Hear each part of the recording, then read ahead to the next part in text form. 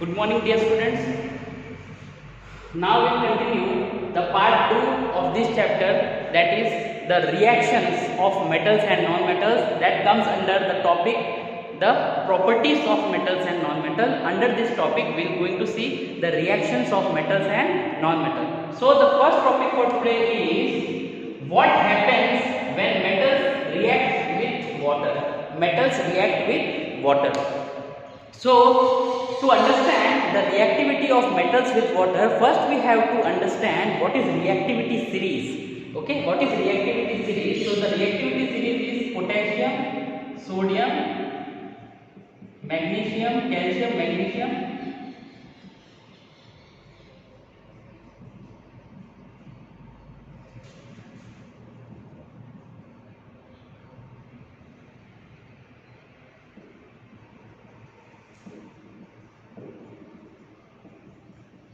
Okay, so the reactivity series, in first chapter also we have seen the reactivity series, and the technique for by-hearting or the technique to remember the reactivity series is we can have the mnemonics.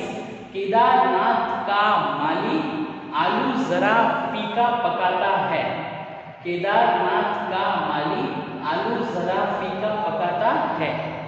Then high court है, high court है आप, high court है आप, AAP आप.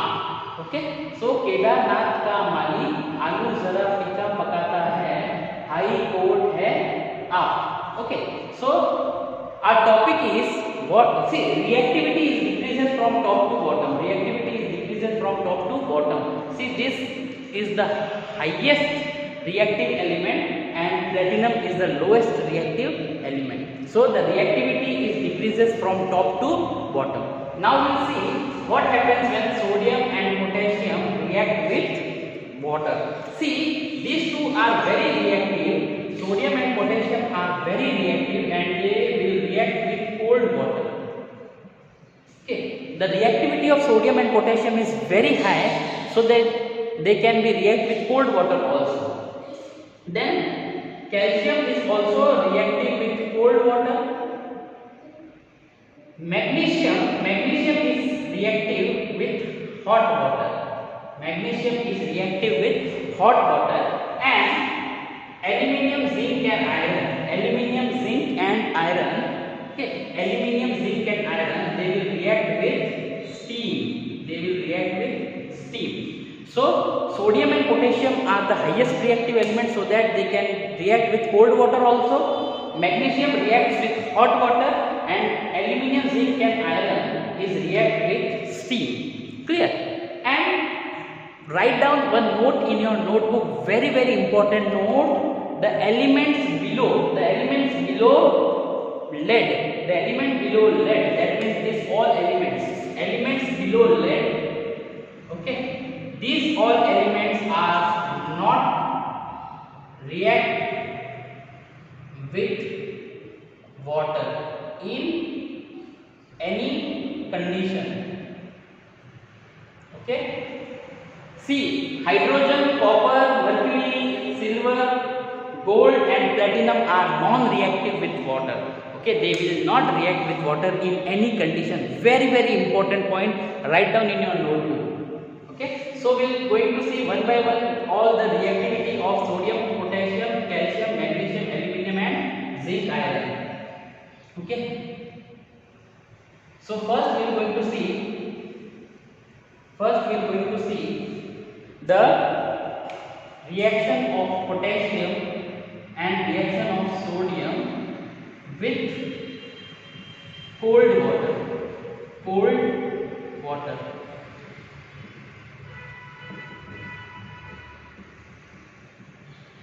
Okay, now potassium and sodium will react with cold water and they will form KOH and hydrogen gas plus heat. Okay, here it is formed NaOH plus hydrogen gas plus heat. So because of this heat, they both are exothermic reaction. See, potassium and sodium having the highest reactivity among the reactivity, all the elements in the reactivity series. So the potassium and sodium is reacted with water, okay, cold water and cold water. Okay, so potassium and sodium will react with cold water. So it will form KOH, that is potassium hydroxide. It will form NaOH plus hydrogen gas, and heat is released. That means it is exothermic reaction. It is exothermic reaction. So we can write the note. Okay, above two reactions are exothermic in nature. Exothermic. Okay, then what will write?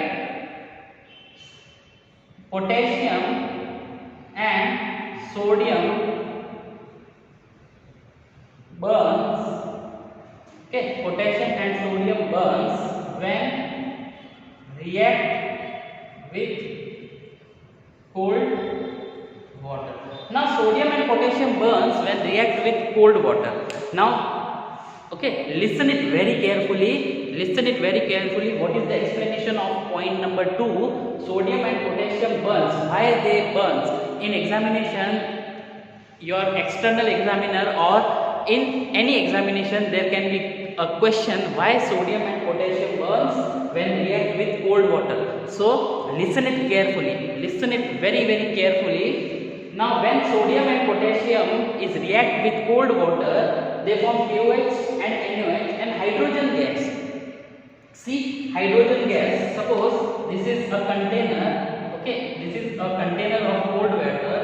So KOH and hydrogen gas is formed. KOH and hydrogen gas is formed.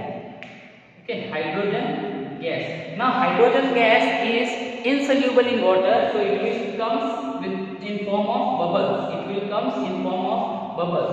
So this hydrogen gas carries potassium. This hydrogen gas carries potassium also with it. Okay, so hydrogen gas will rise upward in form of the bubbles, and it carries potassium also with it.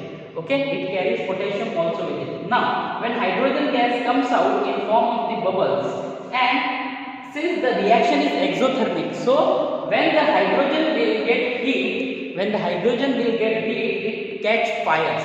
Okay, hydrogen is very flammable. Okay, hydrogen gas is very flammable. Whenever it will get the heat, it catch fire. So the hydrogen carries potassium with itself, and when it comes at the surface, and okay, hydrogen comes on the surface and it get heat, it will catch fire. So with the hydrogen, potassium also burns. Similarly, hydrogen carries sodium. See here, for example, NaOH is formed. Then hydrogen gas is insoluble in water. It will carry sodium with itself at the surface. And hydrogen, when it get heat, it will catch a fire. Therefore, sodium also burns. Okay, in this reaction. So in this reaction, sodium and potassium burns. This is very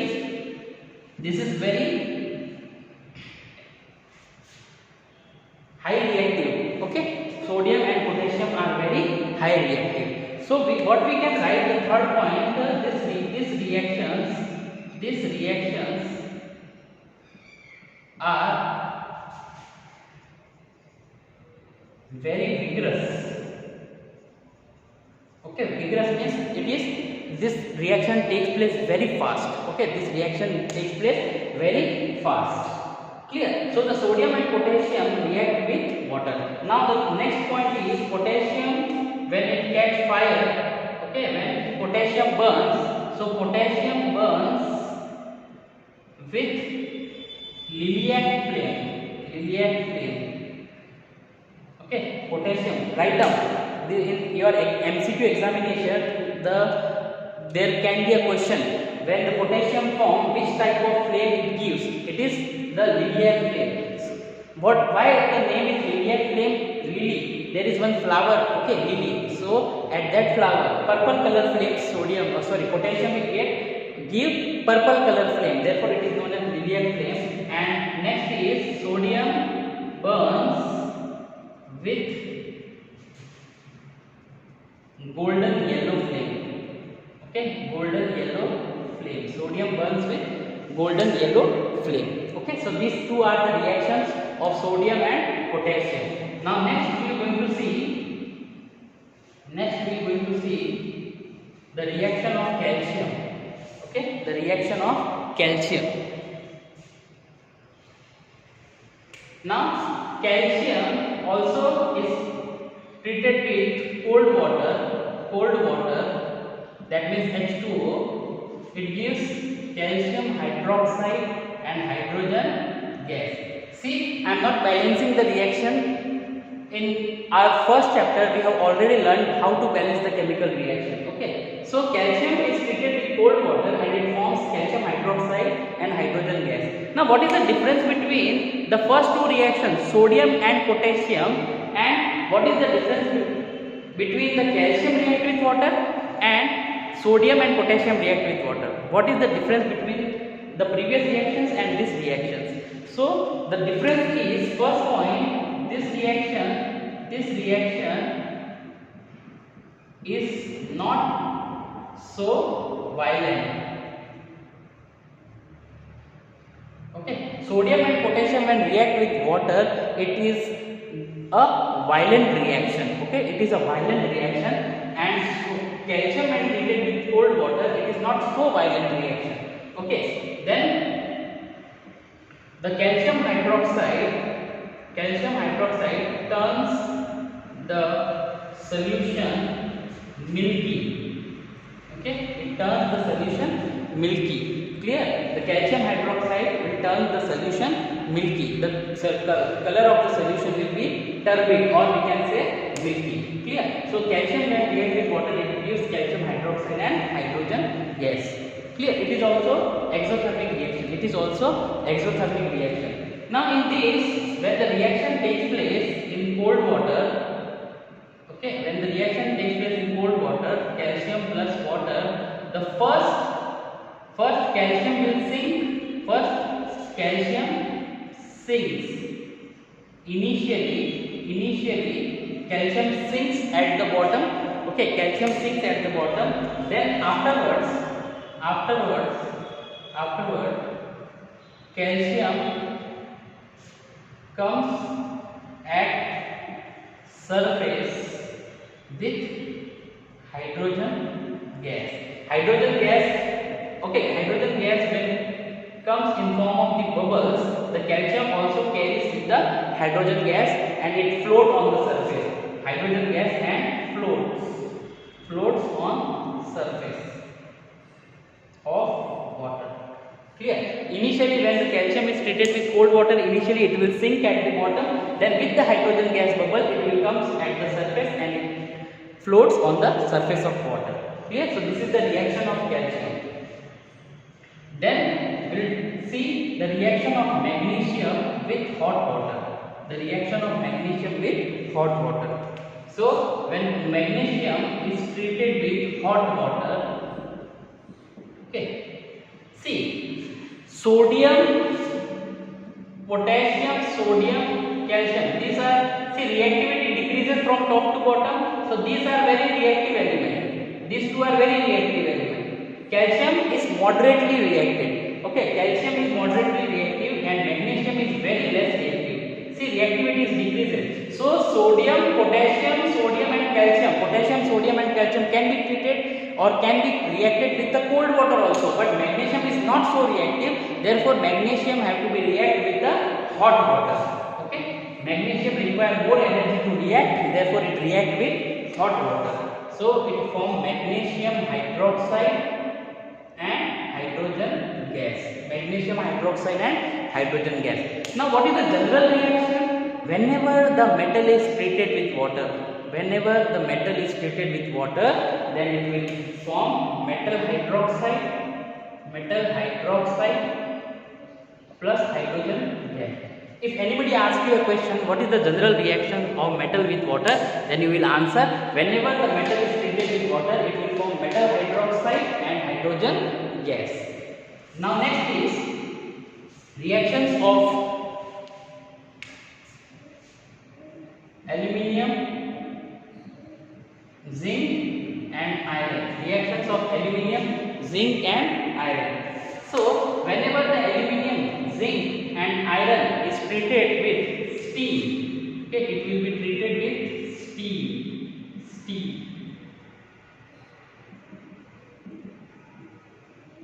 Okay. See, the reactivity is decreases, therefore potassium, sodium and calcium are highly reactive, so they can be react with cold water also. Magnesium is less reactive, so it is treated with hot water. And aluminum, zinc and iron are very less reactive, therefore they have to be react with the steam, because steam is having more energy than hot water. In class 9 we have already seen the steam is having more latent energy. The steam is having more amount of latent energy, okay, with comparison of hot water. Okay, so steam, that means it is also water. So whenever aluminum is treated with water, it forms Al2O3 plus hydrogen gas, then zinc oxide plus hydrogen gas, and iron when treated with water, then it forms Fe3O4 plus hydrogen gas. So you can balance this reaction, okay, you know how to balance the chemical reaction. So whenever the aluminum is treated with water, it forms aluminium oxide. Zinc is treated with water, zinc oxide. Iron is treated with steam, that means these all are steam, so iron is treated with steam, that it forms Fe3O4 plus hydrogen gas. See, if you have concentrated on the reactions, the first three reactions, potassium, sodium, calcium and magnesium, okay, the first four reactions forms hydroxide. The first four reactions have formed hydroxide, but aluminium, zinc and water, when treated with water, they form their oxides. Okay, they form their oxide. So here the general reaction would be, metal plus water form metal oxide plus hydrogen gas. Okay, so this is the general reaction. Now the next topic is how the metals are treated with acid. The reactions of metal with acid. And which acid? Dilute mineral acid. So the acid can be dilute HCl, dilute sulfuric acid, but not dilute HNO3. Now we'll see the reason why dilute HNO3 is not used. See, these three are mineral acid, dilute mineral acid, but why HNO3 is not used? We'll see the reason. First we'll see the reactions of metal with HCl, H2SO4 and HNO3. We are not using HNO3, we'll see the reason. So we'll see the reactions aluminium plus HCl, then zinc plus HCl, iron plus HCl. Any metal we can take. Okay, so aluminium, zinc and iron. So it will form AlCl3 plus hydrogen gas. It will form ZnCl2 plus hydrogen gas. It will form FeCl3. Okay, FeCl3 and hydrogen gas. Okay, aluminium, zinc and iron. Now if aluminium is treated with H2SO4, zinc is treated with H2SO4 and iron is treated with H2SO4, then the reaction. So here it will form FeSO4 plus hydrogen, then ZnSO4 plus hydrogen. Now here Al2SO4 thrice plus hydrogen. Okay. Now how this compound have been formed? We have already learned how this compound have been formed. Let me tell you this reaction how it is formed. See, aluminium having the valency 3 and sulfate having the valency 2 minus. Okay, aluminium is having the valency 3 and sulfate having the valency 2 minus. So there will be a cross reaction, there will be a cross multiplication. Okay, so cross multiplication, 2 will come with aluminium and 3 will go with the sulfur. Therefore it is Al2SO4 thrice. I hope you know. Okay, so these are the reactions of metal with dilute mineral acid. Now we'll see why the dilute HNO3 is not used. See, any metal, for example zinc, then if we use dilute HNO3, so dilute HNO3, write this point in your notebook. Dilute HNO3 is strong oxidizing agent. Oxidizing agent. That means what is the meaning of oxidizing agent? It supply oxygen. Okay, huge amount of oxygen. It supply huge amount of oxygen. Now see, why we are not using dilute HNO3? Why we are not using dilute HNO3? See, if we use dilute HNO3 in hydrogen gases form, if we use dilute HNO3 with zinc and for example hydrogen gases form, now since HNO3 is a strong oxidizing agent, it will supply oxygen. So when it supply oxygen to the hydrogen, water is formed. Okay, water is formed. Therefore we are not using dilute HNO3 for the reaction, because generally metal when react with dilute mineral acid, hydrogen gas is released. Here also hydrogen gas is released, but since it is strong oxidizing agent, it will supply oxygen, so hydrogen and oxygen combines and it forms water. Clear? Therefore, dilute mineral acid, that means HNO3, among the dilute mineral acid, HNO3 is not used. Clear? Now we are going to see the reactions of metals, with their salts. Okay, how the metals react with their salts. Salts means, for example, Fe plus zinc sulfate and zinc plus ferrous sulfate. Now you tell me which reaction will take place and which reaction will not take place. So for this, okay, to have the answer of this question, we should know the reactivity series. That is, Kedarnath का माली आलू जरा फीका पकाता है. Okay.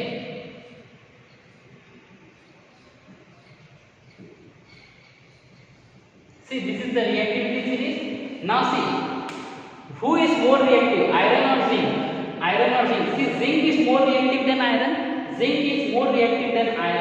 So zinc will displace the iron and it forms zinc sulfate and iron. And this reaction will not take place. No reaction. Why this reaction will not take place? Because iron is less reactive than zinc. So iron cannot displace zinc from its salt. Okay, therefore this reaction is possible. Now, can you tell me, for example, copper plus zinc sulfate and zinc plus copper sulfate. Now which reaction will take place or which is not? Now see, in reactivity zinc is more reactive than copper. So here zinc sulfate is formed and copper is displaced. But copper is less reactive than zinc, so here you will write no reactions. Okay. Now one more important point, very important point. The elements below the hydrogen,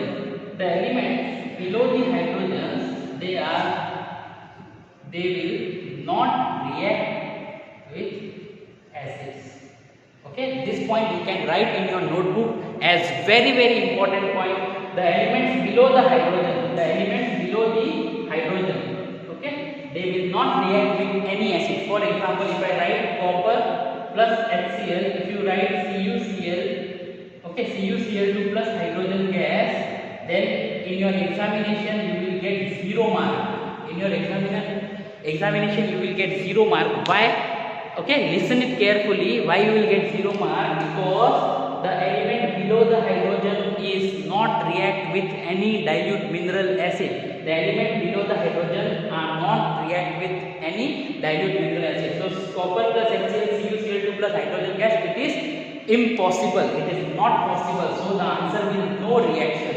The answer is no reaction. Clear? Okay. Now you can write this. Okay. You can write this point in your notebook. Now the last part of this chapter, ionic compounds. What is ionic compound?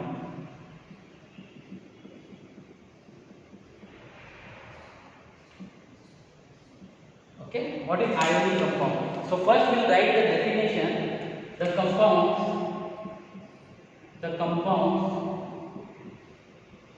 formed by transfer of electrons from cations to anions. Okay, the compounds formed by the transfer of electrons from cations to anions or from anions to cations are known as ionic compounds. Okay, the compounds formed by the transfer of electrons from cations to anions.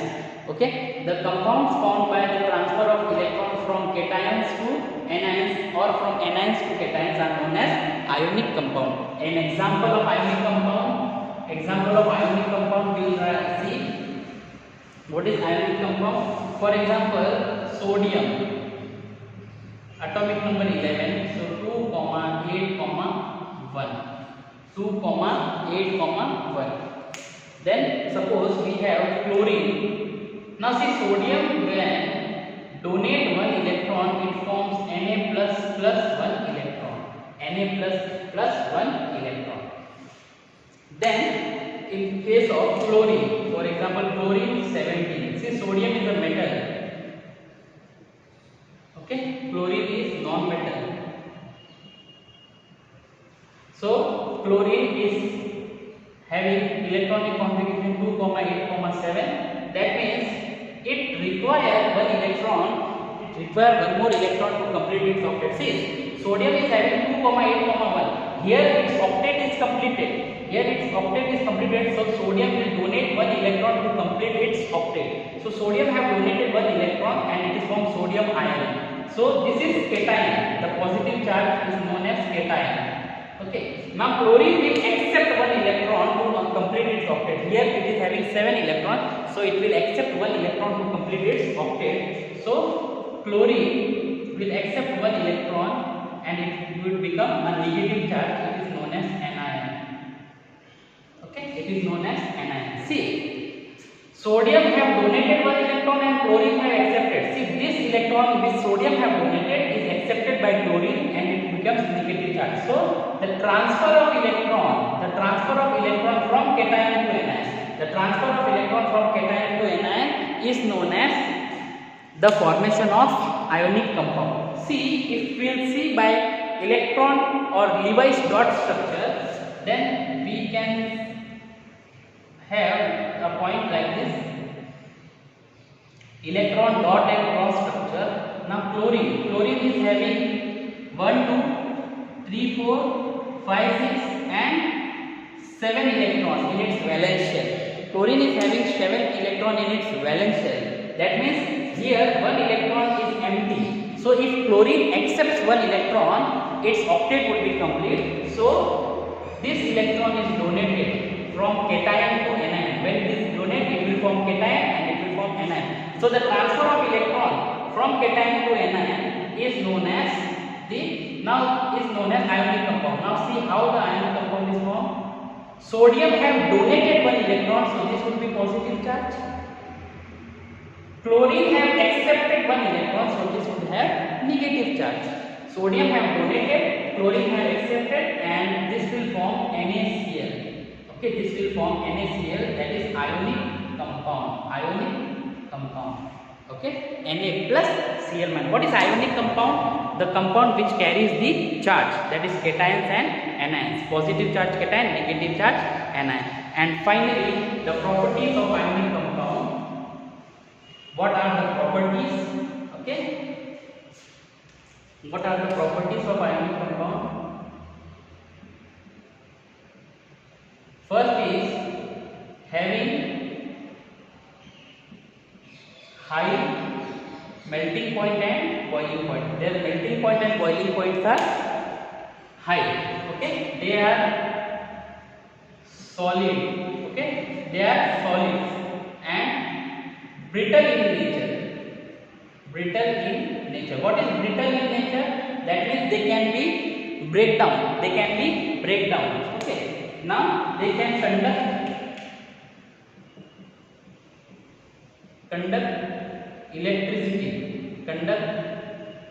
electricity. When ionic compound